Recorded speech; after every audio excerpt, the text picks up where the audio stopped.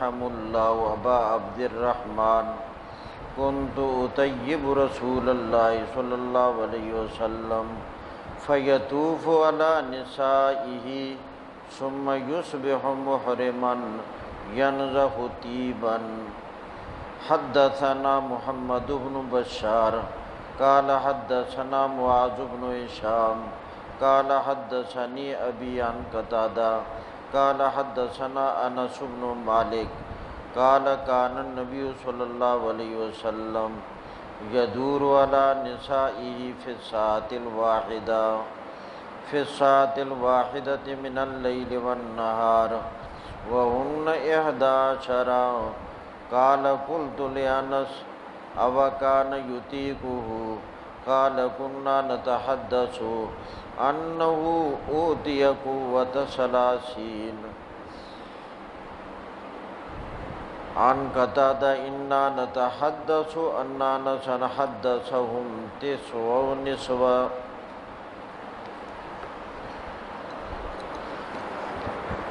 اس باب میں امام بخاری رحمۃ اللہ علیہ جو مسئلہ بیان کرنا چاہتے ہیں غسل کے متعلق، وہ یہ مسئلہ ہے کہ اگر کسی آدمی کی بیویاں ایک سے زائد ہیں اور وہ آدمی ایک ہی رات میں سب بیویوں کے پاس جانا چاہتا ہے، تو کیا جب پہلی بیوی کے پاس گیا تو دوسری بیوی کے پاس جانے سے پہلے غسل کرنا ضروری ہے یا نہ؟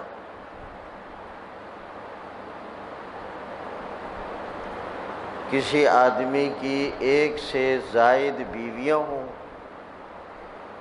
اور وہ ایک ہی رات میں سب بیویوں کے پاس جانا چاہتا ہے، تو کیا پہلی بیوی کے بعد دوسری بیوی کے پاس جانے سے پہلے غسل کرنا ضروری ہے یا نہ؟ اسی طرح اسی کے قریب دوسرا مسئلہ کہ ایک آدمی اپنی بیوی کے پاس ایک رات میں ایک مرتبہ کے بعد دوبارہ اس سے قریب ہونا چاہتا ہے، تو آیا بغیر غسل کے دوبارہ اپنی بیوی کے قریب ہو سکتا ہے یا نہ؟ تو اس کے متعلق مسئلہ واضح کر دیا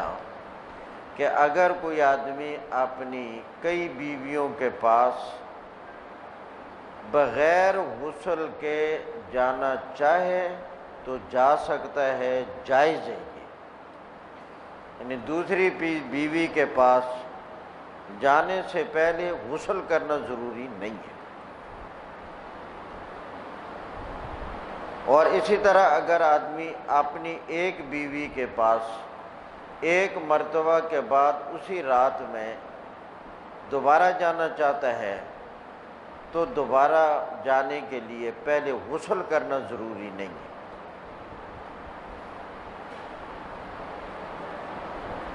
اب اس کے متعلق ذرا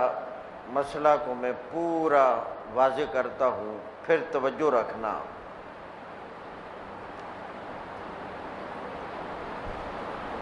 اگر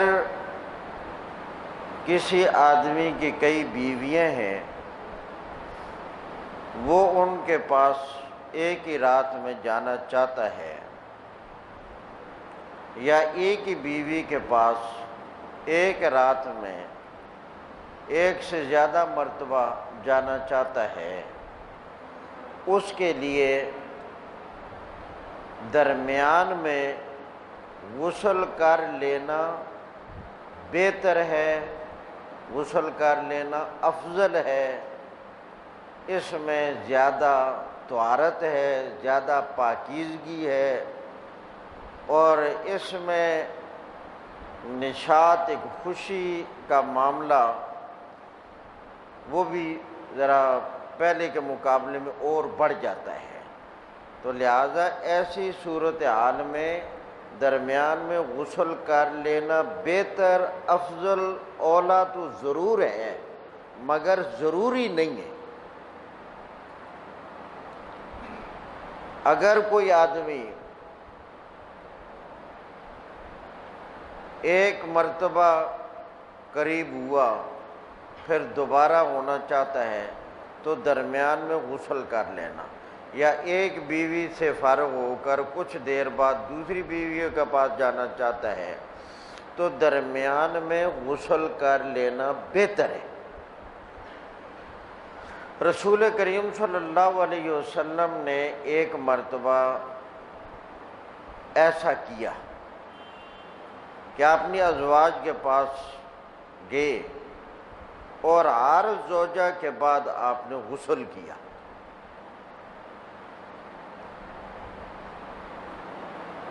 جب رسول اللہ صلی اللہ علیہ وسلم کے اس عمل کا علم ہوا تو سائل نے پوچھا، اے اللہ کے نبی، آپ نے آخر میں ایک ہی غسل کیوں نہ کر لیا؟ درمیان میں یہ کئی غسل کیوں کیے؟ آپ نے فرمایا، ہوا اطہر اطیب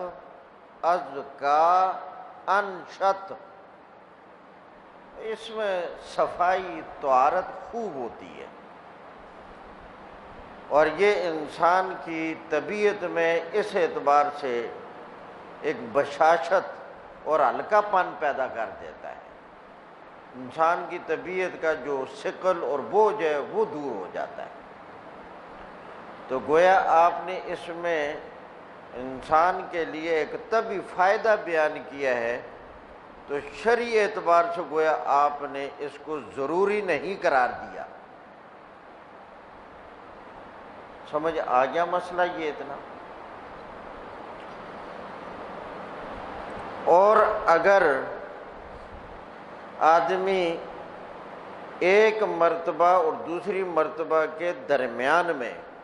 غسل تو نہ کرے، اگر وضو کر لے تو وضو کر لینا بھی بہتر ہے، مستحب عمل ہے، صرف وضو۔ اور اگر ایک آدمی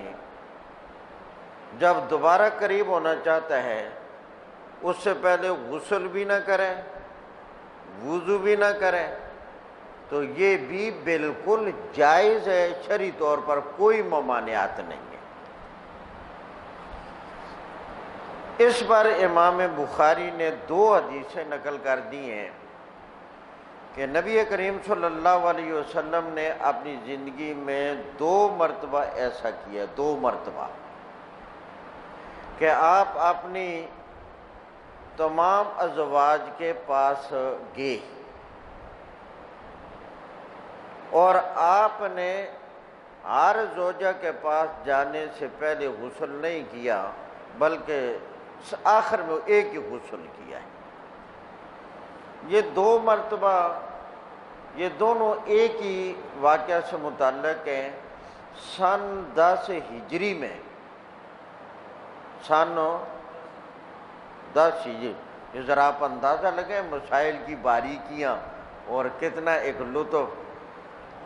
کاش کہ لوگوں کو پتہ چل جاتا تو اس مسجد میں جگہ نہ ملتی۔ قدر کوئی نہیں ہے، لوگوں کو بے قدر ہو گئے۔ سن 10 ہجری میں رسول کریم صلی اللہ علیہ وسلم نے جب حج کا احرام باندھنا تھا تو حج کا احرام باندھنے سے پہلے جو رات تھی، اس رات میں رسول کریم صلی اللہ علیہ وسلم اپنی تمام ازواج کے پاس گئے۔ اس لیے گئے کہ جو آدمی حج کا یا عمرے کا احرام باندھے اس کے لیے اصل سنت عمل یہ ہے کہ اس سے پہلے اپنی بیوی کے پاس اگر کوئی عذر نہ ہو تو جائے، یعنی اس حالت میں بیوی کے پاس جانا یہ مسنون عمل ہے، جائے۔ چونکہ حجۃ الوداع کے سفر میں رسول اللہ صلی اللہ علیہ وسلم کے ساتھ تمام ازواج بھی شامل تھیں، تو آپ نے حج کا احرام باندھنے سے پہلے اس اصول کے مطابق کہ بیوی کے پاس جانا چاہیے، تو رسول اللہ صلی اللہ علیہ وسلم ایک بیوی کے پاس جاتے، باقیوں کے پاس نہ جاتے، تو اللہ کے نبی کی جانب سے وہ جو اصول ہے، قانون ہے، اس پر عمل نہ ہوتا۔ اس لیے آپ اس ضرورت کے پیش نظر اور اس قانون کے پیش نظر اللہ کی دی ہوئی طاقت کے مطابق تمام ازواج کے پاس گئے اور آخر میں پھر ایک غسل کر لیا۔ نمبر 2، اسی حجۃ الوداع کے موقع پر حج سے فارغ ہونے کے بعد رسول کریم صلی اللہ علیہ وسلم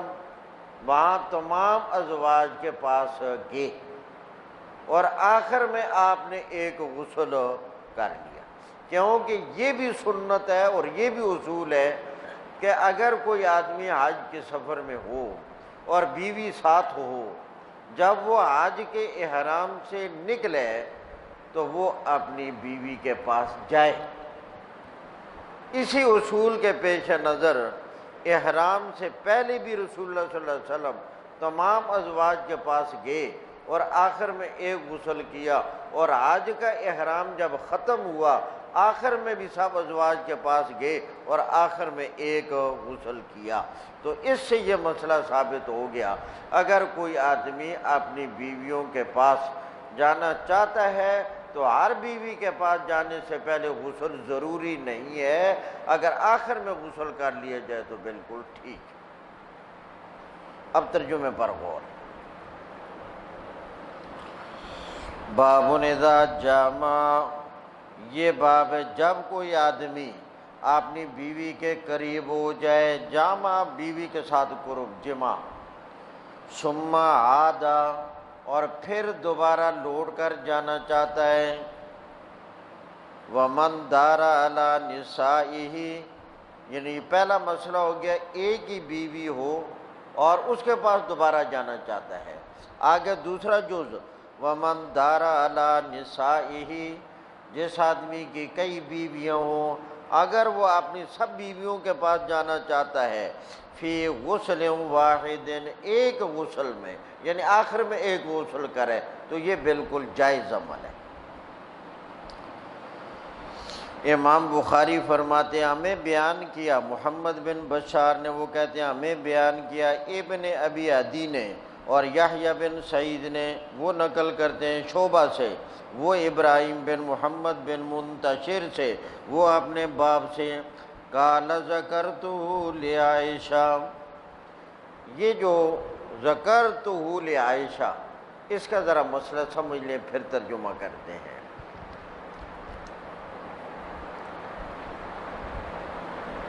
حضرت عبداللہ بن عمر رضی اللہ تعالی عنہ نے ایک مسئلہ بیان کر دیا۔ حضرت عبداللہ بن عمر رضی اللہ تعالی عنہ نے ایک مسئلہ بیان کر دیا۔ وہ مسئلہ یہ تھا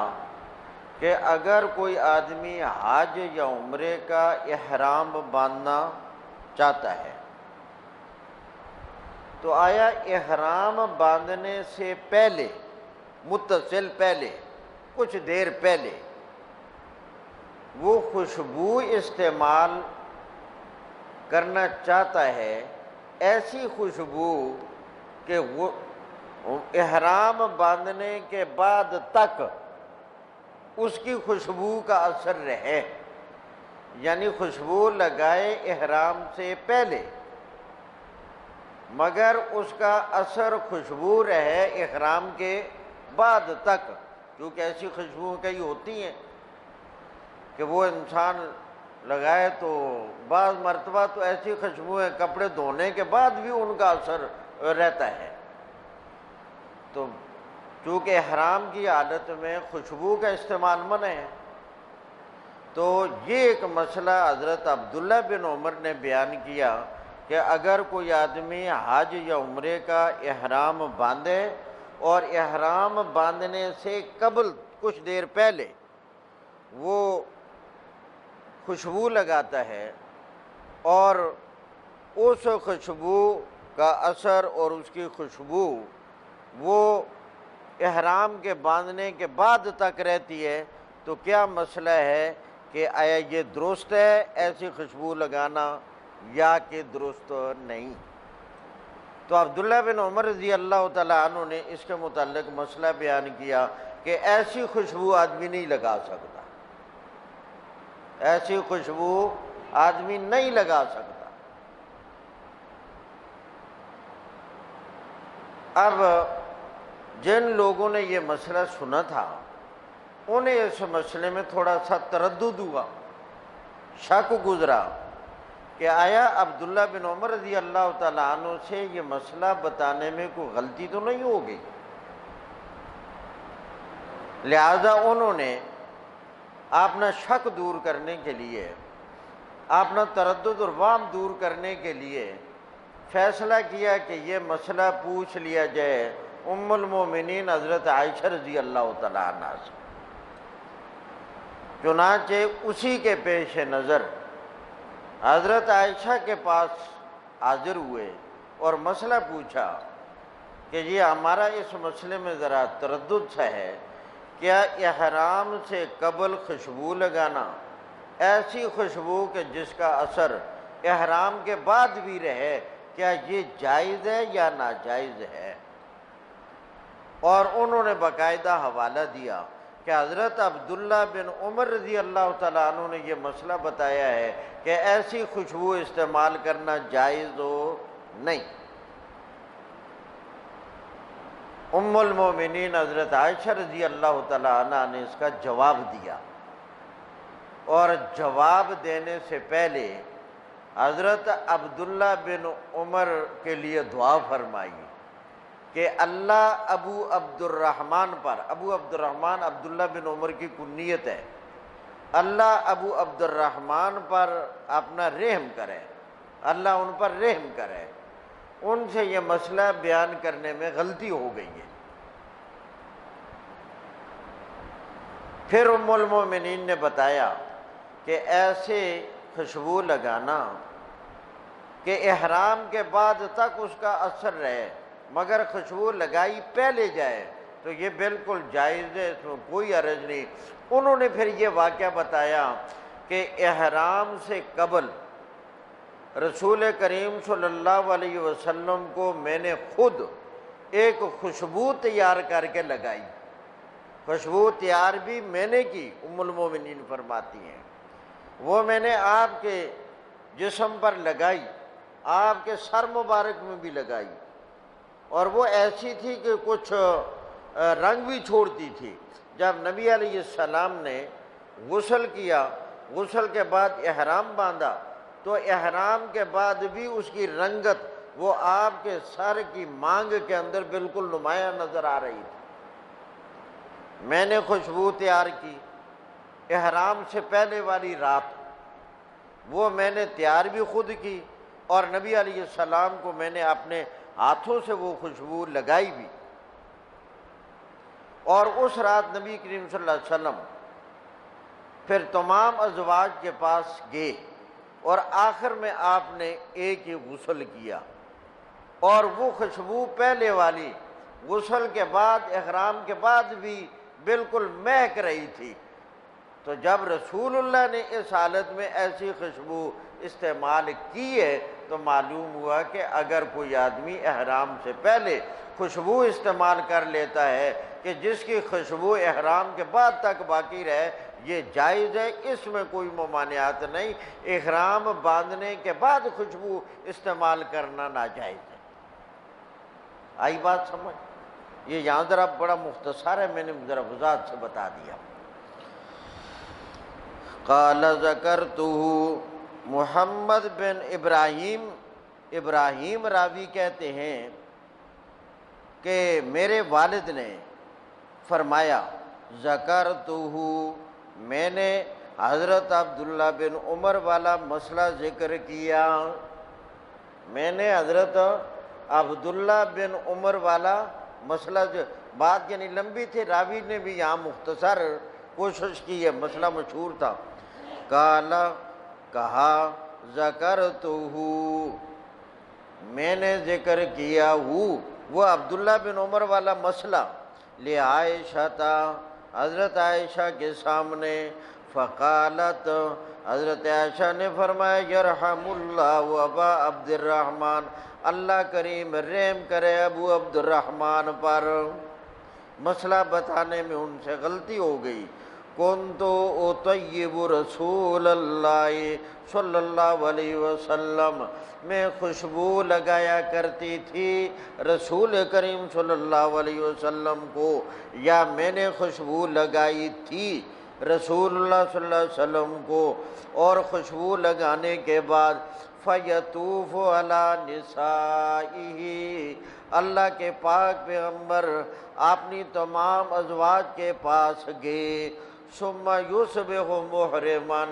پھر آپ نے صبح کے وقت غسل کر کے احرام باندھ لیا تھا، ینزہ طیبا، اور آپ کے جسم مبارک سے خوشبو غسل کے بعد اور احرام کے بعد بھی مہک رہی تھی۔ ینزہ مہکنا، اور مہکنا بھی تھوڑے انداز میں نا، خوب اچھے طریقے سے، یعنی اتنی آدمی قریبی ہو کر کوئی توجہ سے سونگے تو تب خوشبو معلوم ہو، ایسے نہیں۔ ینزہ، اس کا لفظی معنی ہوتا ہے، بالکل لفظی معنی جوش مارنا، ابلنا۔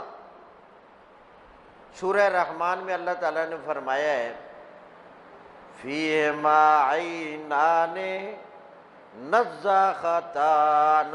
یہ نضاختان اسی ینزہ سے ہے، تو نضاختان کا معنی ہے جنت میں دو چشمے ہوں گے ابلتے ہوئے، جوش مارتے ہوئے، بڑی تیزی سے پانی آئے گا۔ کبھی دوپہر نکلنا ہو نا تو یہ شوکت خان کے سامنے فوارہ، اس کو دیکھا کرے، بڑی جوش سے پانی آتا ہے۔ نضاختان، دو چشمے ہوں گے جوش مارتے ہوئے، میں نے اشارہ کر دیا، چشمے کا پانی ایک تو وہ ہوتا ہے جو انتہائی سلو سپیڈ کے ساتھ آتا ہے، آنے کا پتہ ہی نہیں چلتا، اور ایک ہوتا ہے جوش مار کر ہے، وہ جوش مارنے کا انداز بہت ہی اعلیٰ، بڑا خوبصورت بھی ہوتا ہے، اور ہر آن آپ کو نیا پانی میسر ہوتا ہے، تو اسی سے ینزہ، خوب اچھی طرح خوشبو مہک رہی تھی۔ حدثنا محمد بن بشار، ہمیں حدیث بیان کی محمد بن بشار نے، وہ کہتے ہیں ہمیں بیان کیا معاذ بن شام نے، وہ کہتے ہیں مجھے بیان کیا میرے باپ نے، وہ نقل کرتے ہیں حضرت قتادہ سے، قال حدثنا، حضرت قتادہ فرماتے ہیں ہمیں حدیث بیان کیا انس بن مالک نے، وہ فرماتے ہیں کان النبی صلی اللہ علیہ وسلم یدور علی نسائی، رسول کریم علیہ السلام نے چکر لگایا اپنی تمام عورتوں کے پاس، فی الساعۃ الواحدہ، ایک ہی زمانے میں، ایک ہی گھڑی میں، من اللیل والنہار، رات اور دن کے وقت، وَهُنَّ 11، اور آپ کی وہ ازواج 11 تھی۔ قال، فرمایا کنت لانس، میں نے حضرت انس سے تعجب کے ساتھ پوچھا، اب کان یطیقو، کیا ایک ہی رات میں رسول اللہ صلی اللہ علیہ وسلم اتنی ازواج کے پاس گئے، کیا آپ کے اندر یہ طاقت تھی؟ قال، حضرت انس نے جواب میں کہا کننا نتحدث انہ اوتی قوت 30، ہم آپس میں باتیں کیا کرتے تھے، بیان کیا کرتے تھے کہ نبی کریم علیہ السلام کو 30 آدمیوں کی طاقت دی گئی ہے۔ کتنے آدمیوں کی؟ 30 آدمیوں کی طاقت دی گئی ہے۔ یہاں انہوں نے یہ نہیں کہا کہ نبی کریم صلی اللہ علیہ وسلم نے ہمیں بتایا کہ مجھے 30 آدمیوں کی، یہ نہیں فرمایا۔ چونکہ اللہ تبارک و تعالیٰ نے ہر نبی کو الگ الگ خصوصیات سے نوازا ہے، سب نبیوں کو ایک معیار میں نہیں رکھا۔ تو نبی کریم علیہ السلام نے کسی نبی کا تذکرہ کیا کہ اس کو 30 آدمیوں کی طاقت دی گئی، تو انہوں نے سمجھا کہ آپ بھی اللہ کے نبی ہیں تو 30 آدمیوں کی طاقت تو ہے ہی ہے آپ کی۔ مگر جو صحیح بات ہے، جو آپ کی زبان مبارک سے خود نکلی ہوئی ہے، اللہ کے پیارے پیغمبر نے فرمایا کہ مجھے 40 آدمیوں کی طاقت دی گئی ہے، اور 40 آدمی جنت کے دنیا کے نہ۔ مجھے کتنے آدمیوں کی طاقت دی گئی ہے؟ 40، اور 40 آدمی جنت کے، اور جنت کے ایک آدمی کی طاقت دنیا کے 100 آدمیوں کی طاقت کے برابر ہوگی۔ اور 100 آدمی بھی وہ، کیونکہ دنیا میں بھی پھر فرق ہوتا ہے نا، اسی لیے آپ کو اندازہ، یعنی ایک مشاہداتی اعتبار سے بعض لوگ بیچارے دعائیوں کے محتاج ہوتے ہیں، کیپسولوں کے محتاج ہوتے ہیں، اور بعض اس چیز کے محتاج ہو۔ جو آدمی دنیا میں اپنی زندگی کو ورع کے ساتھ، تقوی کے ساتھ، قرآنی اسلوب کے مطابق، پیارے نبی کی تعلیم کے مطابق گزار لے گا، وہ نیک ہوگا، اسلام پر چلنے والا ہوگا، کبائر سے بچنے والا ہوگا، فرائض سے پورا کرنے والا ہوگا۔ اللہ تبارک و تعالیٰ اس انسان کو اس طاقت کے اعتبار سے دنیا میں کبھی کمزوری لائق نہیں کرتا۔ کمزوری اس انسان کو ہو سکتی ہے جو تقوی میں اعلیٰ معیار کا نہ ہو، جو اس اعتبار سے قرآنی اصولوں کی پابندی کا حامل نہ ہو اور رسول اللہ صلی اللہ علیہ وسلم کی تعلیمات سے ہٹا ہوا ہو، وہ کیپسولوں کا محتاج ہو سکتا ہے۔ اس کو جگہ جگہ بورڈ لگا کر لوٹنے والے موجود ہوتے ہیں، مگر جو آدمی نیکی میں، تقوی میں اور قرآنی اصولوں کو اپنانے والا ہو، اس آدمی کے اندر یہ کمزوری کبھی نہیں آتی۔ تو گویا معنی یہ ہوا، اس اعتبار سے دنیاوی اعتبار سے بھی مردوں میں مختلف طاقت ہوگی۔ تو اللہ کے پاک پیغمبر کو 40 آدمیوں کی طاقت دی گئی ہے، اور 40 آدمی ہیں جنت کے، اور جنت کے ایک آدمی کی طاقت دنیا کے جو قوی تر لوگ ہیں 100 آدمیوں کی طاقت ہوگی۔ جنت کے ایک آدمی کی طاقت 100 آدمیوں کی طاقت ہوگی۔ تو اس اعتبار سے رسول کریم صلی اللہ علیہ وسلم کو دنیاوی اعتبار سے بتاؤ کتنے آدمیوں کی طاقت حاصل ہوئی؟ 4 جی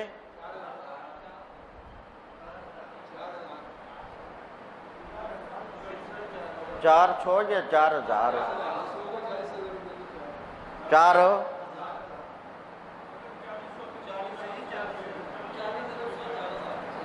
40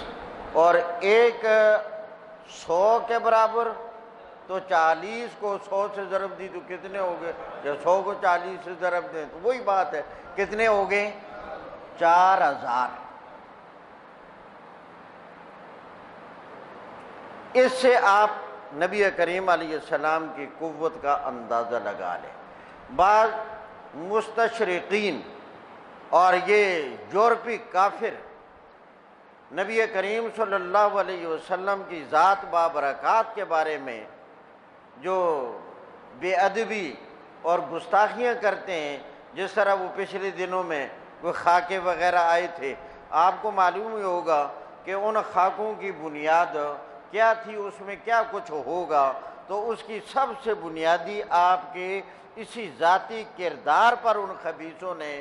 گویا کہ ایک فساد پھیلایا تھا، اور آن رسول اللہ صلی اللہ علیہ وسلم کو معاذ اللہ ثم معاذ اللہ بیان کرتے، وہ کفر زبان پر لاتے بھی ڈر لگ رہا ہے کہ بس وہ گویا کہ بس یہی شوق رکھنے والے تھے۔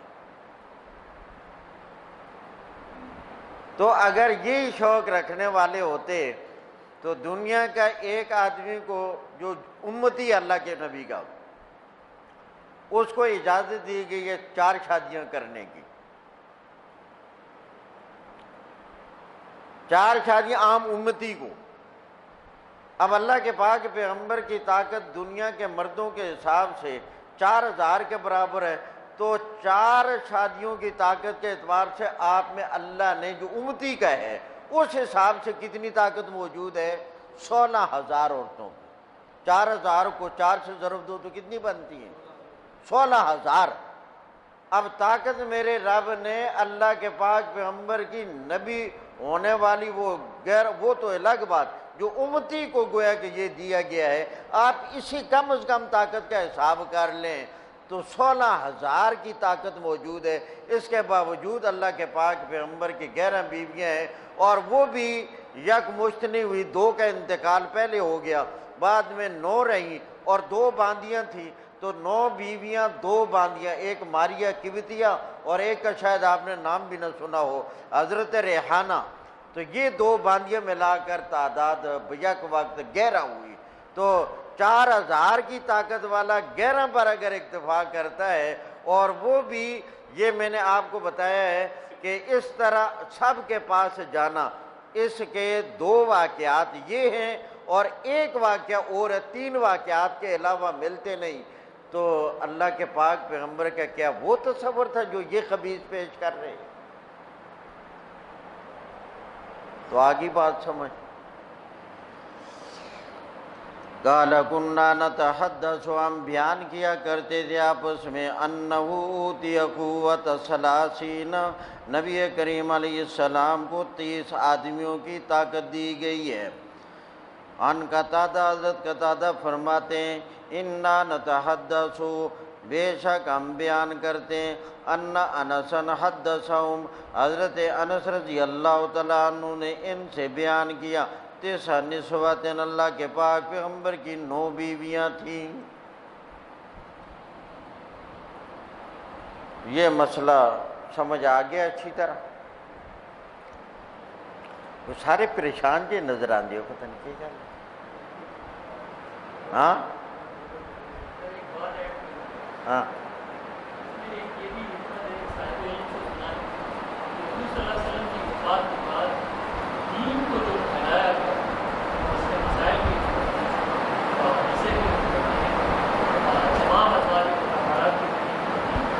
ماشاء اللہ،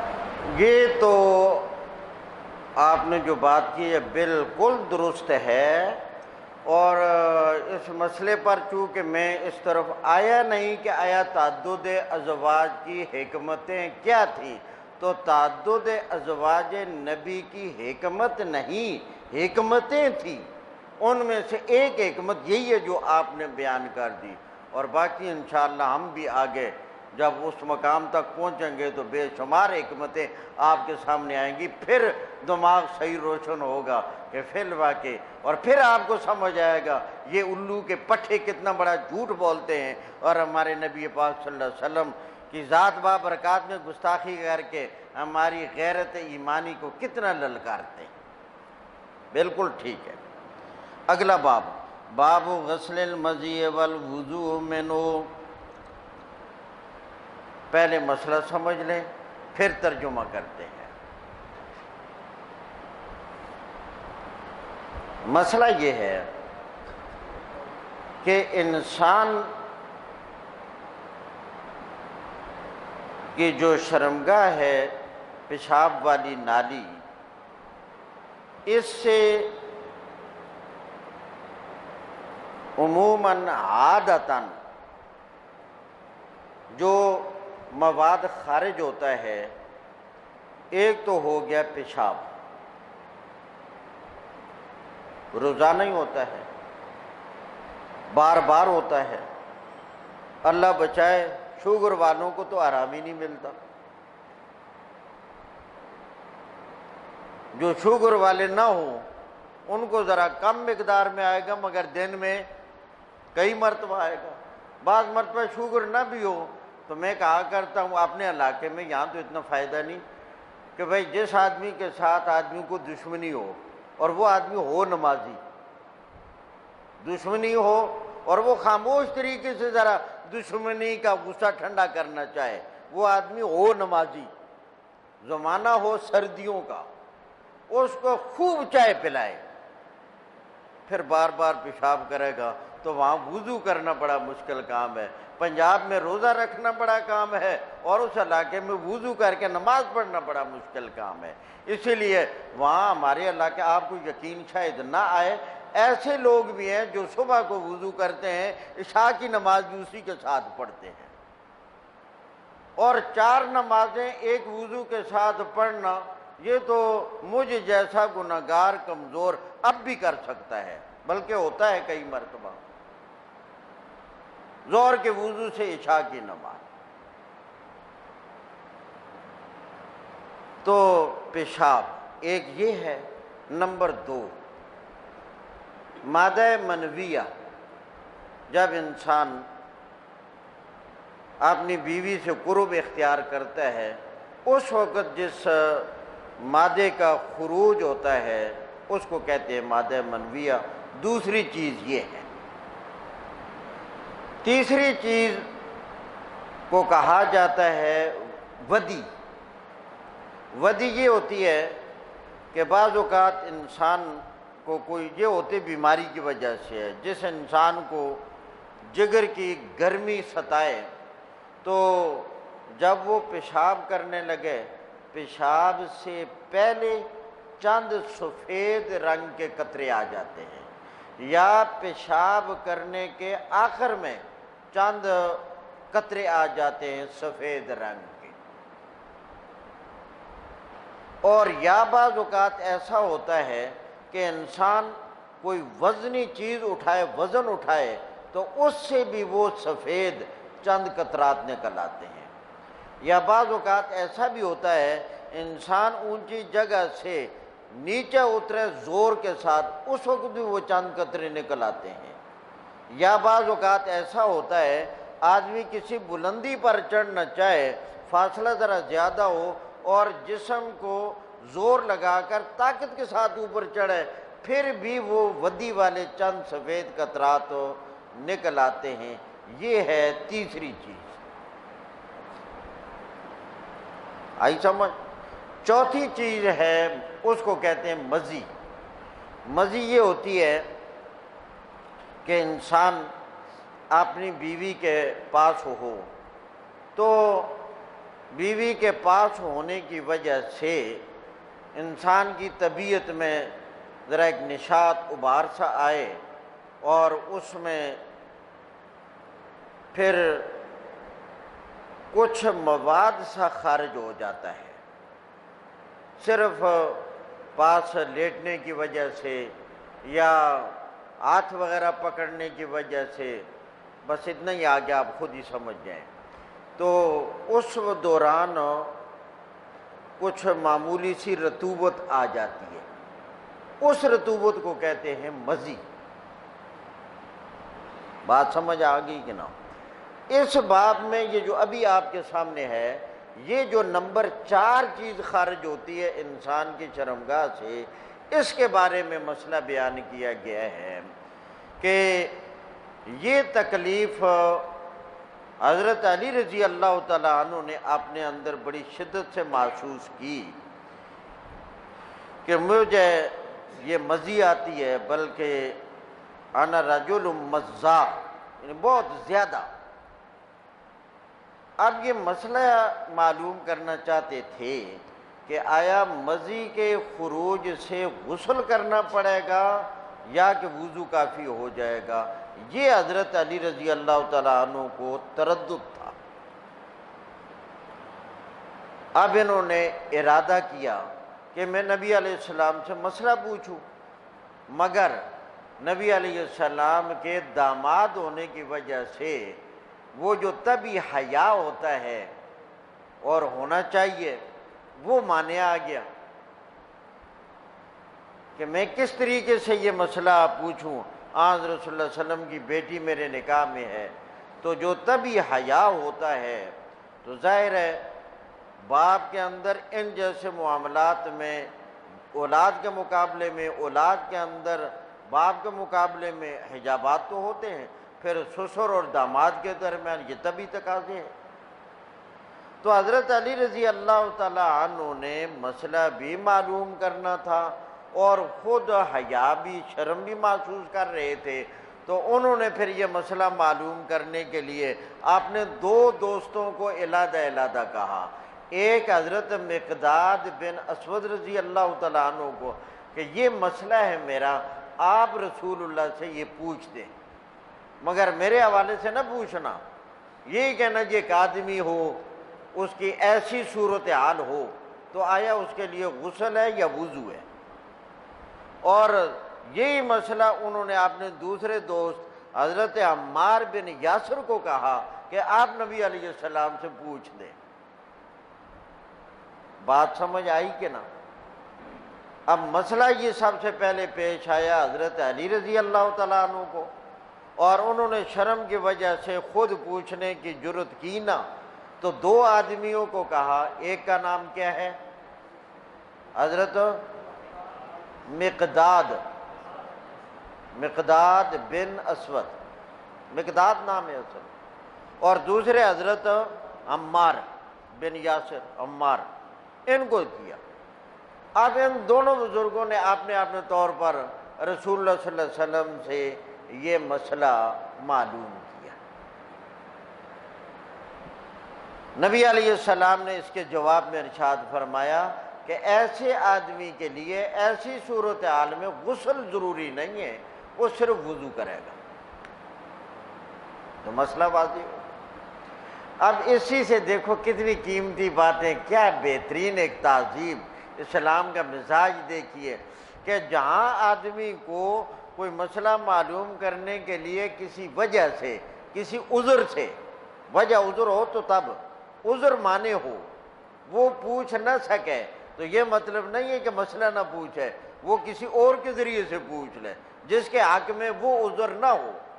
اب حضرت مقداد نے پوچھا، حضرت عمار نے پوچھا، تو حضرت مقداد اور حضرت عمار کے لیے وہ حضرت علی والا جو عذر تھا داماد ہونے کا وہ تو نہیں تھا، اس لیے انہوں نے پوچھ لیا۔ تو معلوم ہوا کہ ایسی صورت میں آدمی خاموش ہی نہ رہے، وہ مسئلہ کسی اور کے ذریعہ سے پوچھ لے، جیسے اس مقام پر حضرت علی نے پوچھ لیا۔ اچھا، اسی حضرت علی کے واقعہ میں یاد رکھنا، بعض حدیثوں میں آتا ہے کہ حضرت علی نے مسئلہ پوچھا، اور بعض میں آتا ہے کہ حضرت عمار نے پوچھا، اور بعض میں آتا ہے کہ حضرت مقداد نے پوچھا۔ تو بظاہر ایک آدمی کو تعارض سا نظر آتا ہے، جی ایسی کیڑی گل سچی منا، ایک حدیث میں حضرت علی نے پوچھا، دوسری میں نا جی حضرت مقداد نے پوچھا۔ تو جو صورت اور وضاحت میں نے بتائی ہے اس کے مطابق آپ عقل سے سوچ لیں، کوئی تعارض نہیں ہے۔ یہ اصول ہے کہ کوئی آدمی کسی کو کسی چیز کے لیے وکیل بناتا ہے، کوئی آدمی کسی کو کسی کام کے لیے وکیل بناتا ہے، تو جو وکیل بنانے والا ہے اس کو شریعت کی اصطلاح میں کہتے ہیں موکل، وکیل بنانے والا، اور ایک ہو گیا وکیل۔ اور یہ قاعدہ ہے کہ وکیل کا قول، وکیل کا فعل وہ بعینی موکل کا فعل ہوتا ہے۔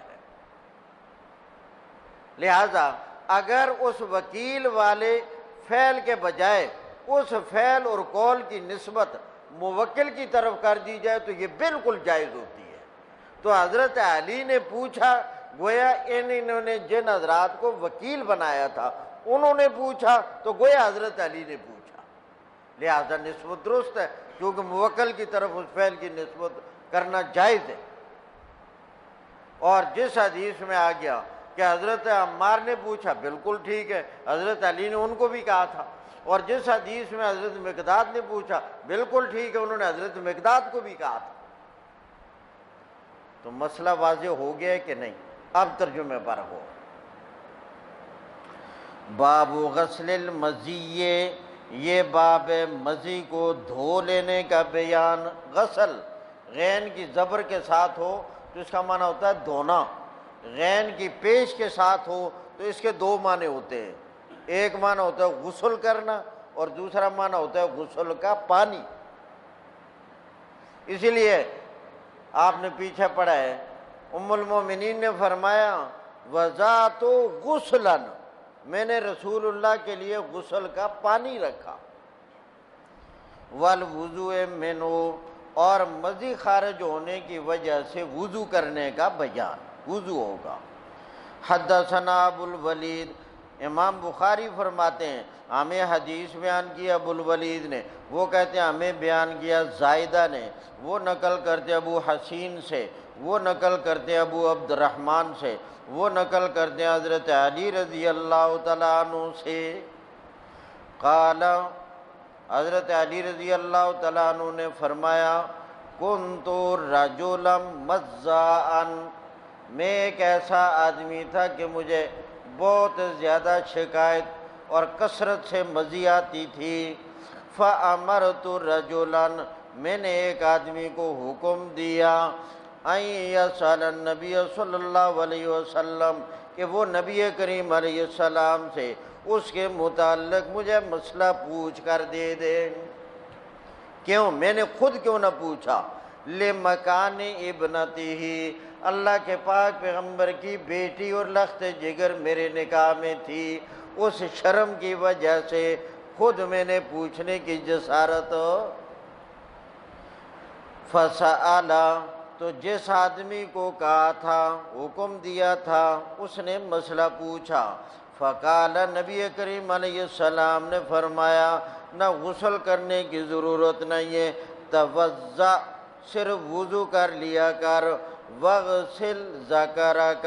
اور اپنی شرمگاہ کو دھو لیا کرو، بس اس کے بعد شرمگاہ کو دھو لیا جائے، باقی وضو کر لیا جائے، غسل کی ضرورت ہو نہیں۔ آ گیا سمجھ؟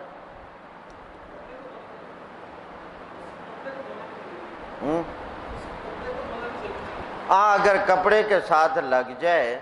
تو کپڑے کا وہ حصہ دھونا، یعنی سارا کپڑا دھونا تو ضروری نہیں، اتنا حصہ دھو لینا ضروری ہے۔ جی جی، اس کی وجہ سے تو غسل واجب ہوتا ہے، وہ الگ چیز ہے، اس کی وجہ سے حالت نیند میں ایسا ہو جائے تو وہ غسل واجب ہوتا ہے، اس کی وجہ سے وضو ہی نہیں۔ ویسے ضرور مسئلہ بتاؤں، یہ جو غلام فرید صاحب نے مسئلہ پوچھا ہے تو عام سطحی طور پر تو یہی ہے کہ بھئی غسل فرض ہے، لیکن بہت ہی ذرا گہرائی میں جائیں تو اس مسئلہ میں 14 صورتیں بنتی ہیں۔ کتنی؟ 14 صورتیں، اور ان 14 صورتوں میں سے 7 صورتیں ایسی ہیں کہ جن میں غسل واجب ہوتا ہے،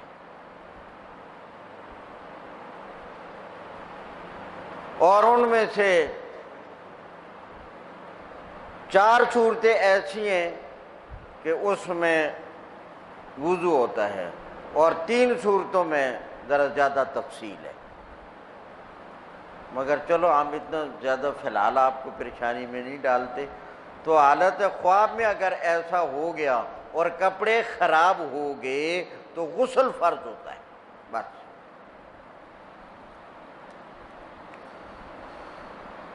باب من تطیب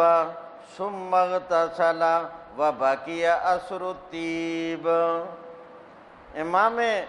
بخاری رحمۃ اللہ علیہ کا بڑا عجیب انداز ہے، بس جب یہ کسی مسئلے کے پیچھے پڑتے ہیں تو بال کی کھال اتارتے ہیں۔ اب یہ جو پہلے مسائل بیان ہو چکے ہیں، بات یہی ہے، مگر اس میں سے علیحدہ پھر ایک مسئلے کو واضح کر دیا کہ اگر کسی آدمی نے احرام باندھنے سے پہلے خوشبو لگا لی، کیونکہ پہلے تو وہ غسل کے حوالے سے بیان کیا نا،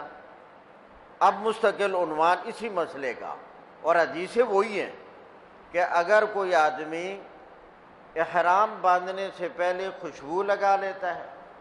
خوشبو لگانے کے بعد غسل کر لیتا ہے، غسل کرنے کے بعد اس کی خوشبو کی مہک اسی طرح آ رہی ہوتی ہے، تو فرمائے یہ جائز ہے، کوئی حرج نہیں ہے۔ دلیل وہی ہے کہ ام المومنین حضرت عائشہ رضی اللہ تعالیٰ عنہ فرماتی ہیں میں نے رسول اللہ کے لیے خوشبو تیار کی اور میں نے خود ہی پھر رسول اللہ کو لگائی، اور آپ نے اپنی ازواج کے پاس قرب کیا اور پھر آپ نے غسل کیا، غسل کے بعد خوشبو آ رہی تھی اور آپ نے احرام باندھ لیا۔ باب من تطیبا، یہ باب اس آدمی کے بارے میں جو خوشبو لگائے، تطیبا خوشبو لگانا، جو خوشبو لگائے، ثم اغتسل خوشبو لگانے کے بعد پھر کیا کرے؟ غسل، وبقی اثر الطیب، اور اس خوشبو کا اثر باقی رہ جائے۔ حدثنا ابو النعمان، امام بخاری فرماتے ہیں ہمیں حدیث بیان کی ابو النعمان نے، وہ کہتے ہیں ہمیں بیان کیا ابو عوانہ نے، وہ نقل کرتے ابراہیم بن محمد بن منتشر سے، وہ نقل کرتے اپنے باپ محمد سے، قال وہ فرماتے ہیں سألت عائشہ، میں نے سوال کیا حضرت عائشہ رضی اللہ تعالی عنہ سے، وذکرت لہا، اور میں نے حضرت عائشہ کے سامنے ذکر کیا قول ابن عمر، حضرت عبداللہ بن عمر والا قول، حضرت عبداللہ بن عمر والا مسئلہ۔ تو حضرت عبداللہ بن عمر والا مسئلہ یاد ہے کیا تھا؟ انہوں نے حضرت عبداللہ بن عمر نے کیا بیان کیا تھا؟ نہ لگائے، یعنی ایسی خوشبو کہ غسل کے بعد بھی جس کا اثر رہے، وہ خوشبو محرم احرام سے پہلے نہ لگائے۔ یہ راوی کہتے ہیں میں نے حضرت عائشہ کے سامنے ذکر کیا قول ابن عمر، عبداللہ بن عمر والا قول اور ان مسئلہ، ما احب ان اصبح، کہ عبداللہ بن عمر نے فرمایا میں پسند نہیں کرتا، ما نفی کے لیے، ما احب ان اصبح، میں پسند نہیں کرتا کہ میں صبح کو محرم ہو جاؤں، احرام والا ہو جاؤں، انزخ طیبن، اور میرے جسم سے خوشبو مہک رہی ہو۔ فقالت عائشہ، حضرت عائشہ نے فرمایا نہیں یہ مسئلہ درست نہیں ہے، انا طیبت رسول اللہ صلی اللہ علیہ وسلم، میں نے خوشبو لگائی تھی رسول کریم صلی اللہ علیہ وسلم کو، ثم طاف فی نسائی، پھر آپ نے قربت اور چکر لگایا اپنی تمام ازواج کے پاس، ثم اصبح محرمان، پھر صبح کے وقت رسول اللہ احرام کی حالت میں تھے اور آپ سے خوشبو بھی آ رہی تھی۔ حدثنا آدم بن ابی ایاس، امام بخاری فرماتے ہیں ہمیں حدیث بیان کی آدم بن ابی ایاس نے، وہ کہتے ہیں ہمیں بیان کیا شعبہ نے، وہ کہتے ہیں ہمیں بیان کیا حکم نے، وہ نقل کرتے ابراہیم سے، وہ نقل کرتے حضرت اسود سے، وہ نقل کرتے حضرت عائشہ سے، قالت حضرت عائشہ فرماتی ہیں میں نے رسول اللہ کو خوشبو لگائی تھی، کأنی انظر، گویا میں اب بھی دیکھ رہی ہوں، یعنی وہ مجھے نقشہ یاد ہے، گویا میں اب بھی دیکھ رہی ہوں، الا وبیس طیب، اس خوشبو کی چمک کی طرف، وبیس چمک، رنگ اس کا،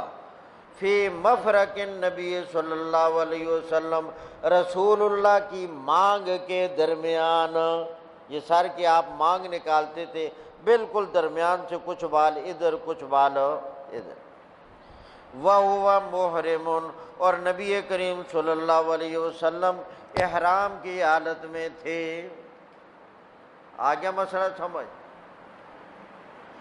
اس سے اگلے باب میں امام بخاری رحمۃ اللہ علیہ نے یہ مسئلہ بیان کیا ہے کہ جب آدمی غسل کرے تو اپنے بالوں کو تر کرنے کا، یعنی بالوں کے اندر جڑ تک پانی پہنچانے کا پورا اہتمام کرے۔ ہمارے موجودہ زمانے میں عموماً شہروں کے اندر تو اس میں کوئی مسئلہ نہیں، پانی کے اللہ کا کرم ہے، فراوانی ہے، ٹوٹیاں لگی ہوتی ہیں، فوارے لگے ہوتے ہیں، شاور لگے ہوتے ہیں، بڑی تیزی سے پانی آتا ہے، تو بڑی فراوانی ہے، بڑی آسانی ہے۔ مگر وہ علاقے جہاں پانی کی قلت ہو یا پانی استعمال کرنے میں ذرا دقت مشقت ہو تو وہاں بڑی ضرورت ہوتی ہے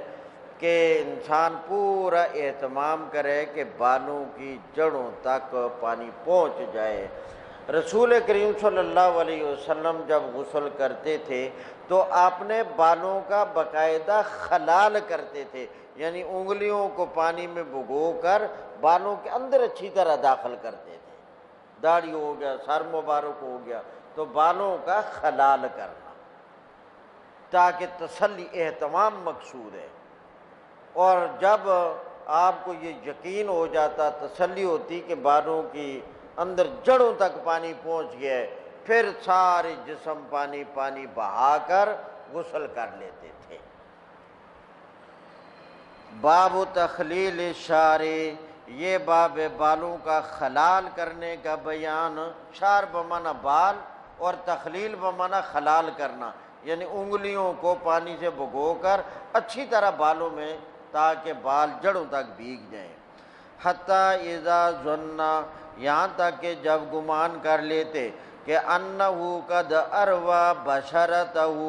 کہ آپ نے اچھی طرح تر کر لیا ہے اپنے بالوں کے چمڑے کو، جہاں بال لگی ہوں چمڑا زمین سطح وہ اچھی طرح سیراب ہو گئی ہے، تو افاض علیہ، پھر اس کے اوپر پانی بہا کر اچھی طرح کیا کر لیتے تھے؟ غسل۔ حدثنا عبدان، امام بخاری فرماتے ہیں ہمیں حدیث بیان کی عبدان نے، وہ کہتے ہیں ہمیں خبر دی، عبداللہ نے وہ کہتے ہیں ہمیں خبر دی، شام بن عروہ نے وہ نقل کرتے ہیں اپنے باپ عروہ سے، وہ نقل کرتے ہیں حضرت عائشہ رضی اللہ تعالیٰ عنہ سے، قالت، حضرت عائشہ نے فرمایا کان رسول اللہ صلی اللہ علیہ وسلم، جب نبی کریم صلی اللہ علیہ وسلم غسل کرتے تھے، من الجنابت، جنابت سے، غسل یدیہ، دونوں ہاتھوں کو دھو لیتے،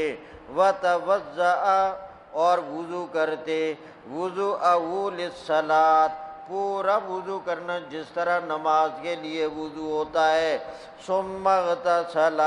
پھر غسل کرتے، ثم تخلل بیدہ شعرہ، پھر خلال کرتے اپنی انگلیوں کے ساتھ بالوں میں، حتی اذا ظن، یہاں تک کہ جب آپ کو پورا یہ یقین ہو جاتا کہ انہو قد اروا بشرتہ، کہ آپ نے اچھی طرح بھگو لیا ہے، تر کر لیا ہے، سیراب کر لیا ہے اپنے چمڑے کو، بشرہ بمعنی جلد، چمڑا، کھال، افاض علیہ الماء ثلاث مرات، پھر اوپر سے 3 مرتبہ پانی بہا کر غسل کر لیتے تھے، ثم غسل سائر جسدی، وہ پھر دھو لیتے پانی 3 مرتبہ بہا کر اپنے تمام جسم کو۔ وقالت، حضرت عائشہ فرماتی ہیں کنت اغتسل انا، غسل کیا کرتی تھی میں اور رسول اللہ صلی اللہ علیہ وسلم، من اناء واحد، ایک ہی برتن ہمارے درمیان پانی کا بھرا ہوا ہوتا تھا، نغرف منہ جمیعا، ہم دونوں باری باری اس سے چلو میں پانی لے کر غسل کر رہے تھے، تو گویا یہ اس طرح بھی جائز ہے۔ باب من توضا، یہ اگلے باب میں یہ مسئلہ بیان کیا ہے، دیکھو کیسے پوری تاکہ کوئی شک نہ رہے۔ آپ نے غسل کا جو صحیح طریقہ ہے اس میں ابھی تک بار بار یہ حدیثیں پڑھ لی کہ پہلے آدمی وضو کرے اور وضو کرنے کے بعد کیا کرے؟ غسل۔ اصول تو یہی ہے، لیکن ایک ممکنہ صورت تو ہے کہ ایک آدمی نے پہلے وضو کر لیا اور وضو کرنے کے بعد جب غسل کرنے والا غسل کیا تو وضو کے اعضاء میں سے غسل کے دوران کسی عضو پر پانی نہ لگا، وضو میں دھویا تھا اس کو،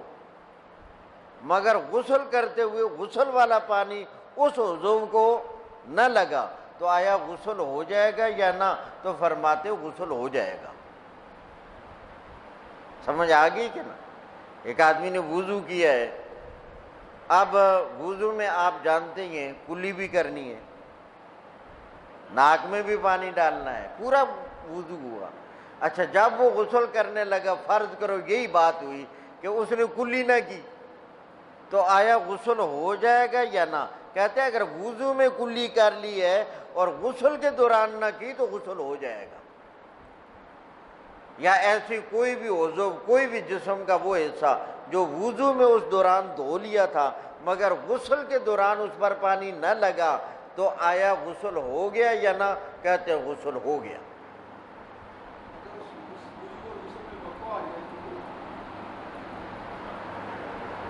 وقفہ ظاہر ہے کہ انسان کپڑے اتار کر تو وہاں اندر ہی ہوتا ہے، تو اس لیے وہ جگہ نہ بدلے، تو اس میں اگر وقفہ آ جائے تو کوئی حرج نہیں ہے کسی بھی وجہ سے، وہ بالکل قابل اعتبار ہے۔ ہو گیا مسئلہ؟ باب من توضا فی الجنابت، یہ باب ہے اس آدمی کے متعلق جو جنابت میں وضو کرے، ثم غسل سائر جسدہ، پھر اپنا تمام جسم دھو ڈالے، ولم یعد غسل مواضع الوضو، اور دوبارہ نہ لوٹائے دھونا وضو والے اعضاء کا، مرتن اخرى، دوبارہ، تو ٹھیک ہے، کوئی حرج نہیں۔ امام بخاری فرماتے ہیں ہمیں حدیث بیان کی یوسف بن عیسیٰ نے، وہ کہتے ہیں ہمیں خبر دی فضل بن موسیٰ نے، وہ کہتے ہیں ہمیں خبر دی اعمش نے، وہ نقل کرتے ہیں سالم سے، وہ نقل کرتے ہیں قریب مولا ابن عباس سے، حضرت ابن عباس کے آزاد کردہ غلام، وہ نقل کرتے ہیں عبداللہ بن عباس سے، وہ نقل کرتے ہیں حضرت میمونہ رضی اللہ تعالیٰ عنہ سے۔ نبی صلی اللہ علیہ وسلم کی سب سے آخر میں جو شادی ہوئی ہے وہ حضرت میمونہ سے ہوئی تھی۔ قالت، حضرت میمونہ فرماتی ہیں، قالت فرماتی ہیں، وضع علی رسول اللہ صلی اللہ علیہ وسلم وضوءا لجنابت، رسول اللہ صلی اللہ علیہ وسلم کے لیے وضو کا پانی رکھا گیا جنابت کے لیے، اور آپ کے جنابت کے لیے بھی گویا پانی رکھا گیا۔ فَأَكْفَأَ، تو نبی کریم علیہ السلام نے جھکایا، بِيَمِينِهِ، اپنے دائیں ہاتھ سے برتن کو، عَلَى يَسَارِهِ، اپنے بائیں پر، مرتین، 2 مرتبہ یا 3 مرتبہ، ثم غسل فرجہ، پھر آپ نے اپنی شرمگاہ کو دھویا، ثم ضرب یدہ بالارض، پھر آپ نے مارا اپنے ہاتھ کو زمین پر یعنی رگڑا، اویل حائط، یا دیوار کے ساتھ رگڑا، مرتین او ثلاثن، 2 مرتبہ یا 3 مرتبہ، صفا کرنے کے لیے بطور صابن کے، ثم تمضمض، پھر آپ نے کلی کی، واستنشقا، پھر آپ نے ناک میں پانی ڈالا، وغسل وجہہ، اور اپنے چہرہ مبارک کو دھویا، وذراعیہ، اور اپنے دونوں بازوؤں کو کونیوں سمیت دھویا، ثم افاض علی رأس الماء، پھر بہایا اپنے سر پر پانی، ثم غسل جسدہ، پھر دھو ڈالا اپنے تمام جسم کو، ثم تنحى، پھر وہاں سے پیچھے ہٹ گئے، فغسل رجلیہ، پھر دھو ڈالا اپنے دونوں پاؤں کو۔ قالت عائشہ، تو حضرت عائشہ فرماتی ہیں، فَأَتَيْتُهُ بِخِرْقَةٍ، میں آخر میں رسول اللہ صلی اللہ علیہ وسلم کے لیے ایک کپڑا یا تولیہ لے کر آئی، فَلَمْ يُرِدْهَا، رسول اللہ نے اس کا ارادہ نہ کیا، یا نہ لیا، نہ استعمال کیا۔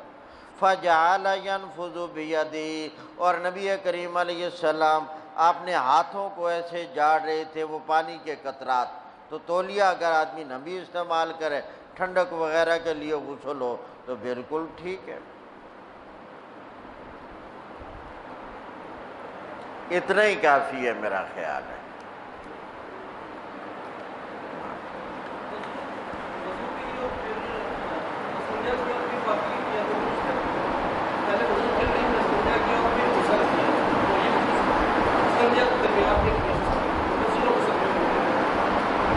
اصول تو یہ ہے کہ سب سے پہلے جسم کے کسی حصے پر اگر نجاست ہو اس کو دور کیا جائے، اس کو دور کرنے کے بعد پھر استنجا کیا جائے، استنجا کرنے کے بعد پھر اسی ترتیب سے سارا وضو کیا جائے، اصل اصول یہ ہے، لیکن آگے پیچھے ترتیب بدل گئی تو تب بھی کوئی حرج نہیں۔ تھک کے ہاں